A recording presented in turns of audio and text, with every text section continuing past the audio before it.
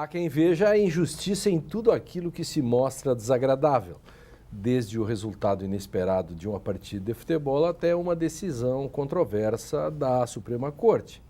Muitos são os usos da expressão injustiça e diversas podem ser as suas fontes, incluindo aqui o próprio direito. Gustav Radbruch foi um dos primeiros juristas a deflagrar a crise do positivismo jurídico. Em 1946, logo após a Segunda Guerra Mundial, ele publicou um livro chamado Arbitrariedade Legal e Direito Supralegal, no qual sustentava que injustiça extrema não é direito. Tal fórmula foi aplicada pelos tribunais alemães e defendida por outro jurista conhecido, isso mais contemporaneamente, em outras teses, foi Robert Alex. Como é possível caracterizar uma injustiça insuportável? Quais são as suas implicações no direito contemporâneo? O que a literatura pode nos ensinar com isso? Acho que muito, né? Estas e outras questões pautam o programa de hoje. Por isso, fique com a gente, porque o Direito e Literatura está começando agora.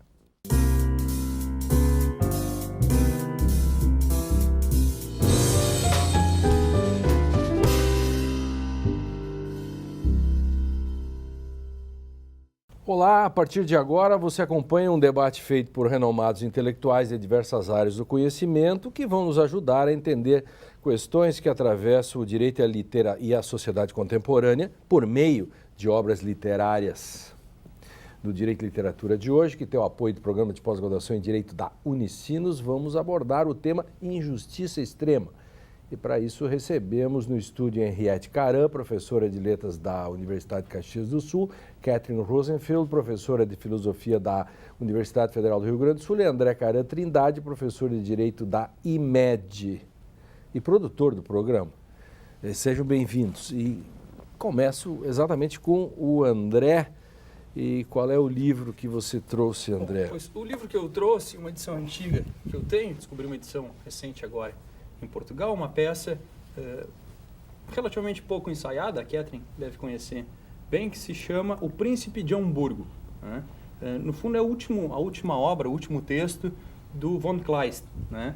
Que é um autor que já foi trabalhado nesse programa através do A Vingança de Mikhail Kohlhaas, né? Que talvez seja um dos textos mais conhecidos. O Príncipe de Hamburgo é um texto que ele produz antes do suicídio, né? Nós conversamos sobre isso antes. A esposa se chamava Henriette, morre de câncer, depois ele se suicida. O Príncipe de Hamburgo, uma peça bem enxuta do século XIX, 1800, né, em que ele conta a Batalha de Fehrbellin, né, que é do século XVII, em torno da metade do 1600, daquilo que viria a ser a Prússia com os suecos. Né? Então, o episódio gira em torno dessa batalha. O Príncipe de Hamburgo tem as instruções, né, todas de como é que ele deve se comportar na batalha, onde ele deve aguardar um sinal numa colina para então fazer o seu ataque com a cavalaria.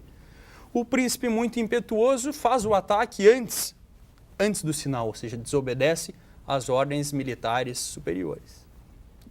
Eles vencem a batalha e quando ele pensa que vai ser condecorado, né, pela sua atuação, pela grande sacada de atuar antes na batalha, ele é condenado por violar as regras e é condenado à morte. Num primeiro momento ele fica muito abatido com isso, e aí vem toda a questão do romantismo, né? Ele se acovarda diante dessa situação e pede que a sobrinha do grão-eleitor, que é uma espécie de duque, que é por quem ele tem um amor platônico, eles têm aquela relação, que eles intercedem em meu favor para que eu não precise cumprir a pena, ou seja, pede a graça em meu nome. Ela fica meio assustada com aquele comportamento dele, porque é uma coisa que não é esperada, e mesmo assim aceita interceder junto ao grão-eleitor, que diz: eu vou conceder a graça desde que ele assine um papel e reconheça, né, desde que ele firme um documento e reconheça que ele pede a graça porque a minha decisão é extremamente injusta. Se ele reconhecer que isso é um ato de uma injustiça, eu concedo a graça. Quando ela leva esse documento para que ele assine, ele cai em si, né, volta a si e diz: não, assinar um documento dizendo que essa decisão é extremamente injusta, eu não vou assinar.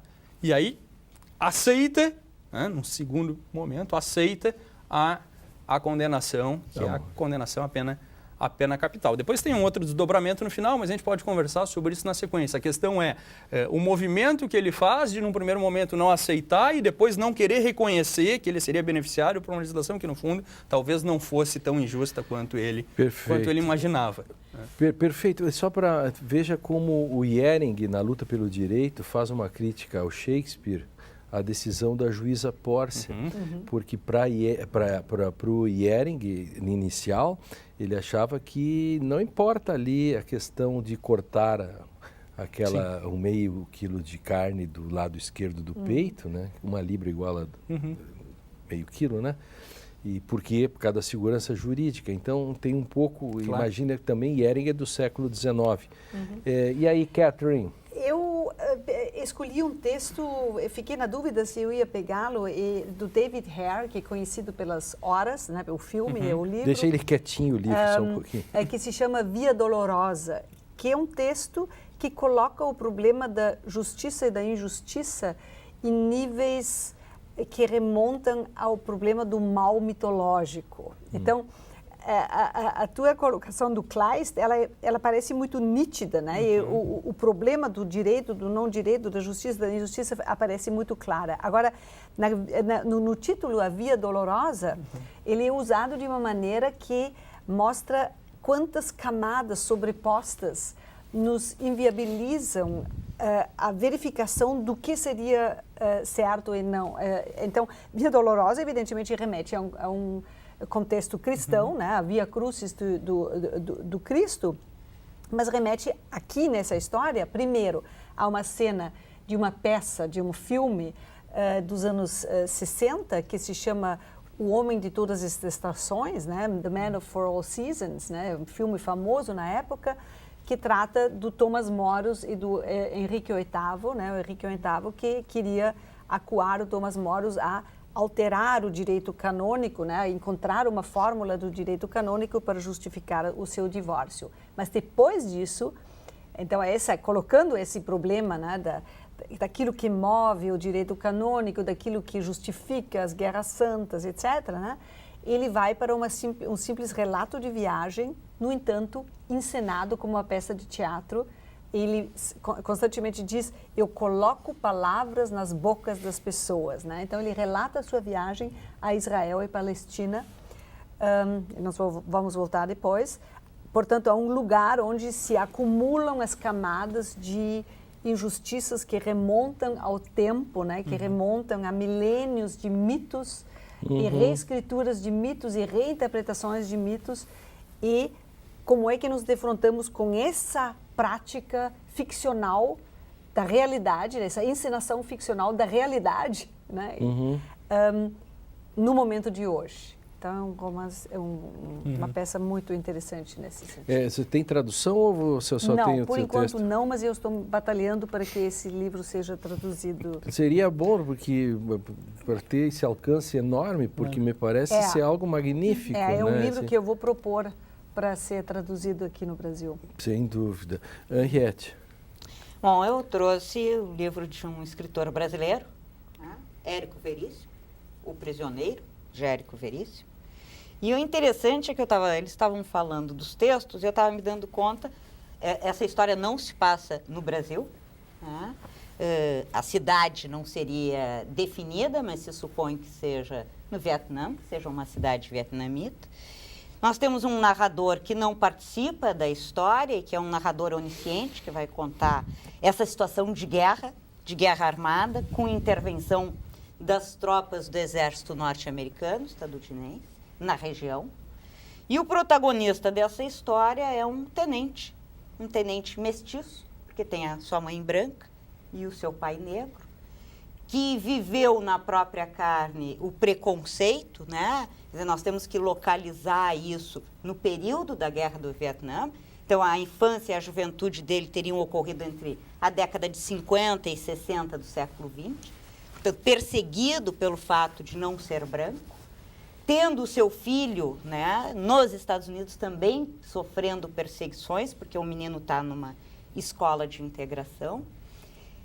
Sensível a toda a marca cultural dessa tropa de americanos que chega nesse lugar, nessa cidade da Ásia, e enxerga os asiáticos como vermes, como ratos, como baratas, impactado com isso, mas ao mesmo tempo se identificando com isso, ocorre uma grande explosão no hotel, onde a amante dele, uma jovem de 12, 13 anos, acaba sendo morta.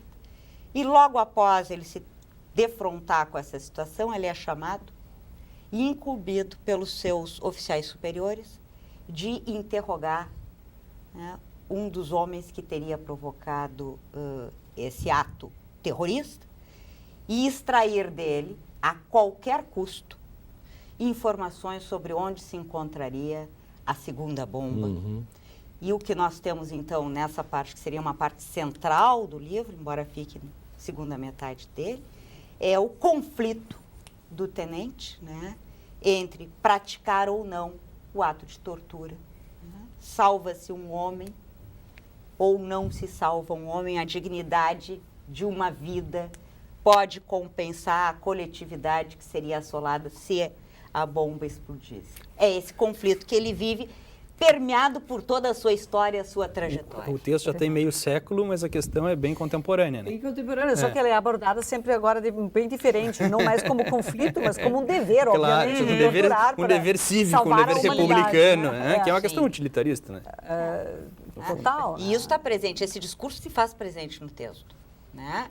O superior vai dizer para ele, tu tens o compromisso de obter essa informação. Não importa de que forma. E aí ele pergunta assim, mas o senhor quer que eu torture? Assim, como é que é? Assim, os fins justificam os meios. Claro, é teleológico. E ele é né? psicólogo, né? E ele é psicólogo, a formação dele, ele é chamado por causa disso, né? Porque ele é psicólogo. É justamente ele, que não é um soldado profissional. Uhum. Que coisa, né? A atualidade desse texto, principalmente em tempos de 11 de setembro para cá, né? Sim, e sobretudo em tempos em que agora estão surgindo esses livros, né, como aquele do James Risen, né, State of War, que foi publicado em 2004.